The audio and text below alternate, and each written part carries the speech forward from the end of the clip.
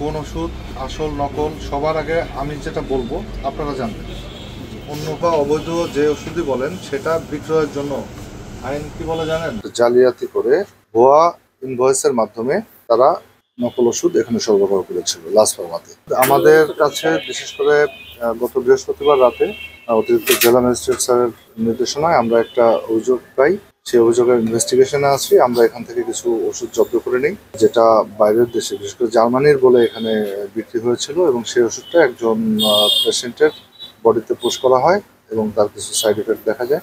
তো সেই অভিযোগের প্রেক্ষিতে আমরা এখান থেকে ওষুধ জব্দ করে যে সেটা নিয়ে আমরা একটু ইনভেস্টিগেট করি, এবং সেটা থেকে আমরা একটা ভয়াবহ চিত্র এখানে পেয়েছি।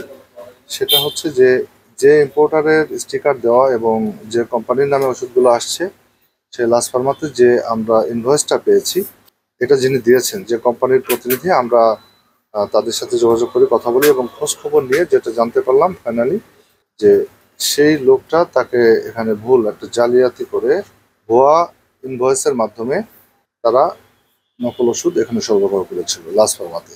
তো আমরা সেই যে সোর্সটা আমরা সেটাকে খুঁজছি, এবং এই অবৈধ এবং যে নকল বা ভেজাল ওষুধ সেটা বিক্রয়ের দেয় আমরা লাস ফার্মাকে ভোক্তা অধিকার আইন অনুযায়ী 2 লাখ টাকা জরিমানা করেছি, এবং এটা যারা সাপ্লাই দিয়েছে আমরা তাদের বিরুদ্ধে আইনগত ব্যবস্থা নেব। এবং এটার একটা চক্র রয়েছে, যেটা হয়তো সেই ঢাকা থেকে এগুলো বিভিন্ন হকারের মাধ্যমে এটা বিভিন্ন জেলায় এটা সরবরাহ করা হয়েছে। আমরা এমন তথ্য পেয়েছি, আমরা সেগুলোকে তদন্তের মধ্যে রাখছি। সবাইকে আমরা আইনের আওতায় আনবো। আর আমাদের এই যে যে অভিযোগটা, এটা আমরা এখানে জরিমানার মাধ্যমে এটা নিষ্পত্তি